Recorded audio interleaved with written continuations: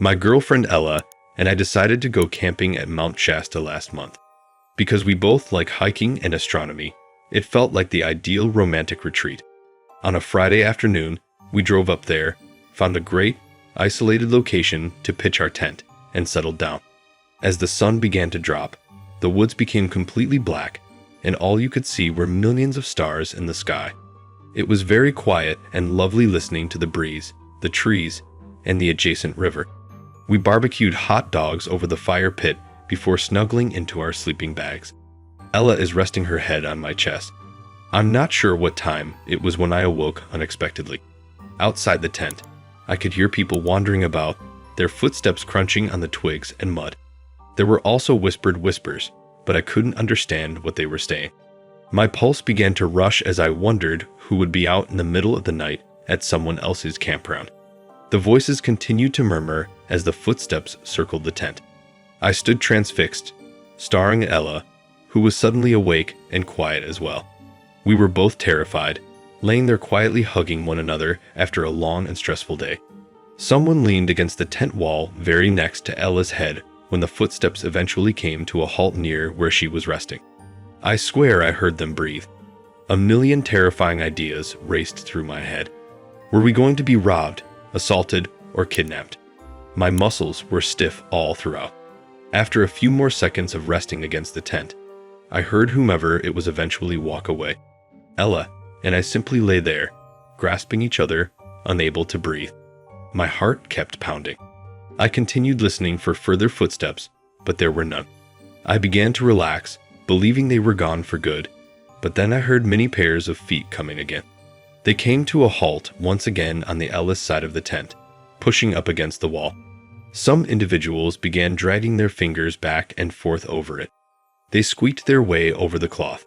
It hit me like a ton of bricks.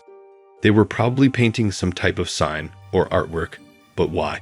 This went on for much too long until the gang withdrew back into the woods. The sky was just beginning to lighten as Ella and I waited, still paralyzed and terrified, for any indication or sound that they had returned, but we heard nothing except birds tweeting. We hastily climbed out of the tent as soon as it was completely light outside, searching around nervously. The camping area seemed to be the same, but as I walked about, I found bizarre patterns etched into many of the trees.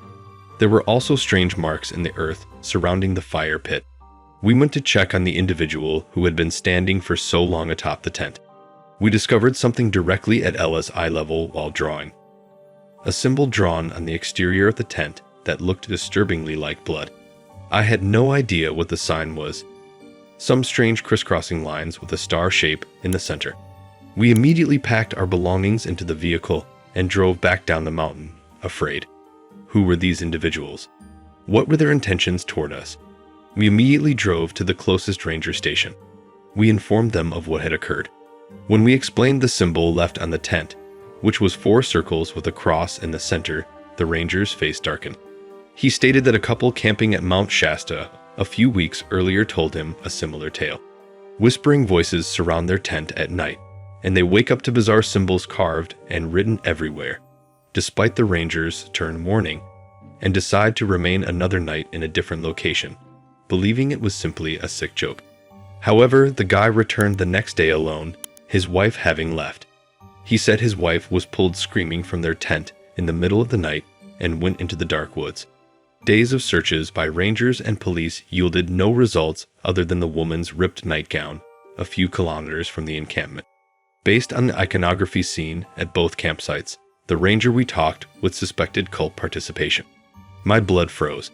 Were they going to attempt to kidnap us if we had unintentionally wandered upon some type of ceremonial ground? Ella and I couldn't get the horrific incident out of our brains for many weeks.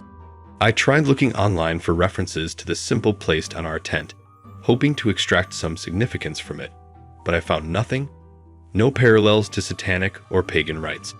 Ella had terrifying, violent dreams in which robed and hooded people arrived from the woods at night and dragged us away into the darkness. She couldn't sleep for a while since she felt continually watched whenever I walked outdoors, even in broad daylight.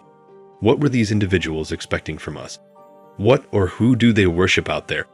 It's all a terrifying mystery, But one thing is certain.